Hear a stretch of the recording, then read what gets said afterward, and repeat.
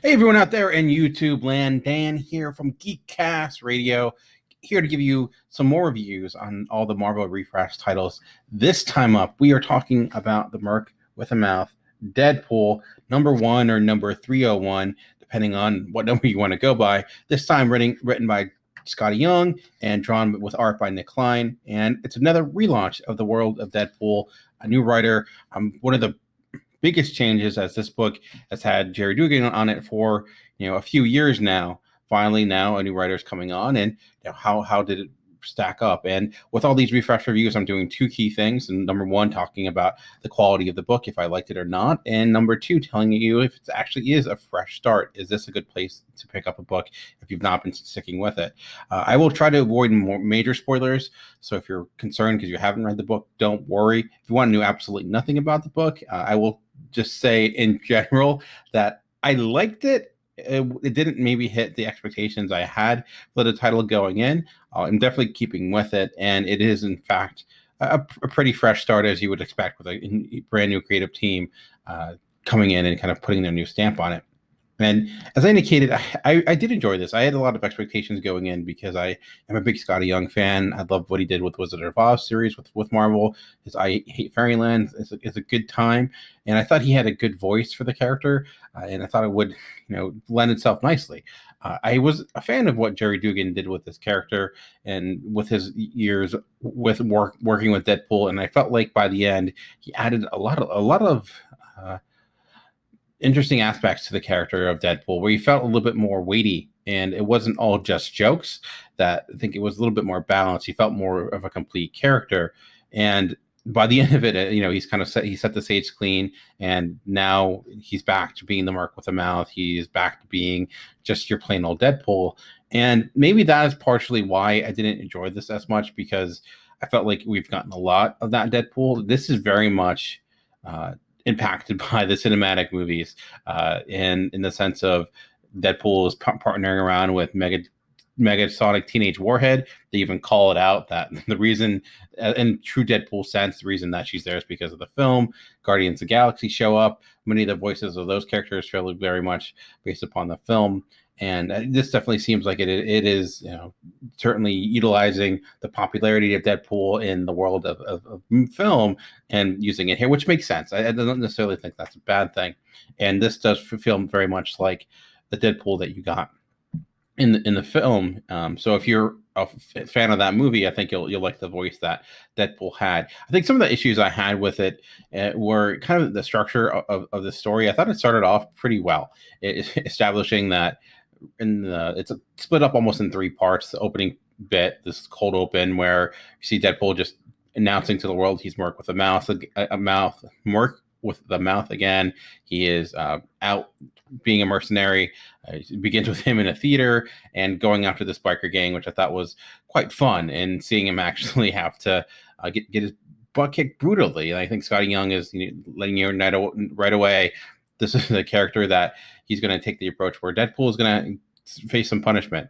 But it was weird in the sense of halfway through, we actually flipped back and did a flashback story to where we were before this. And I just didn't really understand exactly the purpose behind it, where they were going with it, what that added to the story, where we actually get to a point where it says to be concluded. And I was like, wow, this still has a lot of pages left. Maybe there's a backup story or something like that. That often happens with the first issue. But it was actually, no, they went back and then it was almost like an anthology, but in the sense of, unlike an anthology, this is the same story, just broken up differently. So I wasn't really sure of why that was. It was just oddly paced in that sense. I did read Skottie Young's letter in the back, and he mentioned that moving forward with this book, he's going to do a lot of mini arcs, so only a few issues, a lot of one-shots, so which is honestly not that very common in the world of comics. You feel like most comic books typically have 4 or 5 issue arcs nowadays, usually to fit into a trade paperback. It's rare to see one-shots in a continuous one-shot story that don't move from story to story. So I think that could be an interesting approach, how this goes. This does seem like, though, it's going to have some pieces that will carry forward. A big chunk of this is Deadpool trying to reclaim his origin or figure out a more sympathetic origin for him, because his memory's been all wiped and crazy due to what happened in Deadpool 300. And now he's trying to figure out how can he make himself more sympathetic, and in true Deadpool fashion, parroting many of the classic origins, which is a joke that almost went on too far or too long. But by the end, there was actually somewhat of a point to it that seems like there was a reasoning behind that joke that will later pay off in the next issue in some way. Do get a lot of guest stars, as I mentioned, and I think ultimately the voice here that Skottie Young is using is that of Deadpool. He has a lot of great lines. He has, if you find that character funny, obviously humor is very objective, but I thought, the way he's approaching the character is what I wanted. I think some of the things surrounding him, I'm not sure about. It is kind of interesting that he is like in this kind of crappy mall and trying to become, he's in a spot where he's just out of his luck. So I think that could put him in some intriguing situations moving forward. Do love the dynamic between him and Megasonic Teenage Warhead. Very similar dynamic to the movie. She has a very exact type of attitude. Looks very much the same. So I'm glad we're getting more of that, because honestly, with Deadpool 2, I wish we got more of that in the movie. So we're getting it here. So that's one plus.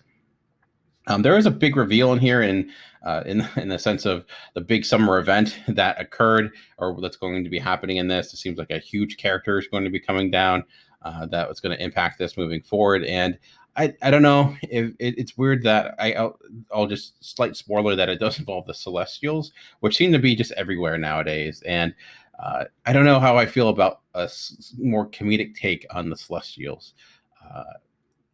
Interesting choice. At least it's something new. I'll give it that. But we also have the Celestials going on the Avengers books, and then you had no. This is DC, but no Justice Aid characters, very much like the Celestials. So I don't know what's in the water now, but people seem to be all about gigantic creatures that are coming to destroy the Earth. I don't know why that is. One of the things I think that didn't work for me that well, or was a little inconsistent, was the art. At times it worked really well, but I felt some things that really bugged me were the faces at times. Like, for example, it seemed like there was like a lack of expression. This is a good example of that. So this Megasonic Teenage Warhead, and there's just a really dullness to her look. There's like no emotion there, and I know that's part of the character, but also her face structure looks very similar to that of I suck at doing this. Drax. Like they seem to have like the same facial shape, and it just seemed like there was like a lack of expression in many of the faces, or just in some odd designs. Like Rocket Raccoon, for example, seemed really weird to me. A lot of people draw Rocket Raccoon very differently. Sometimes people draw him to look very much like a raccoon, sometimes like that. And it's interesting because, Skottie Young had the Rocket Raccoon series. So I don't know. It just, his design looked a little off to me. Again, these are more subjective issues than objective problems, but and it's also kind of odd because it's weird what's going on with Groot right now, because Groot's much different in the Infinity Countdown that's going on. So I'm guessing this is taking place beforehand. I don't know. I don't care that much about continuity stuff, but it was interesting seeing them all here. But there were some funny bits, and I don't want to ruin them. And I think ultimately this is a reshuffling of the guard. So looking at, is this actually a fresh start? I would say so. As I indicated, there are some bits and pieces here that do tie into past plot lines from 300, the issue 300, where he had that memory wipe. So if you're wondering, did I miss something? If I'm picking this up, that's really all you need to know. And as I indicated, this really does feel like a fresh start in the sense of taking Deadpool back to what he was under like a Daniel Way or in the early 2000s. So if you really like that Deadpool, if you want more of a straightforward comedic take, takes no prisoners, just kind of kills people with little disregard, this is this Deadpool. So I'm intrigued, I would say, but like I do have some apprehension in the sense of just how this story was executed in this manner. Understanding why it was designed the way it was, it just seemed like a weird choice to me. That I think that I don't know if that's the way it's moving forward, if it's going to be this like chapter structure or not. We'll see. So ultimately, it's a recommend, but I would maybe have a little apprehension. And if you're someone who loved Jerry Dugan's run and you're wanting to see something similar, you're going to get something very different and kind of back to basics type of approach. But as I indicated, I'm doing reviews for all of these Marvel Refresh titles. A lot coming out this week, but I've done reviews for Venom. You can check that out. I'll put all that in the show notes. If you want to hear more thoughts from me about other comic book news and things of that nature and comic book reviews, you can check out my podcast, Comic Concierge. We release that twice a week. On Mondays, I do a weekly wrap up where I go through the week that was, including more comics in more detail. And on Thursdays, I dive deep into a comic book with a special guest where I usually invite someone on that's not typically a comic book fan and give them a comic to read that I think they'll like based upon their other interest, and we discuss it. Most recently, for example, JD Duran from the In Session Film Podcast came back on to discuss Royal City Volume 2, which is a great discussion. That was a lot of fun. So definitely check that out in the show notes below. So that's it for me today. I'll be back soon with more videos. Until next time, remember that comics are for everyone. The key is finding the right one. Until next time, thanks for watching. Peace, as the kids say.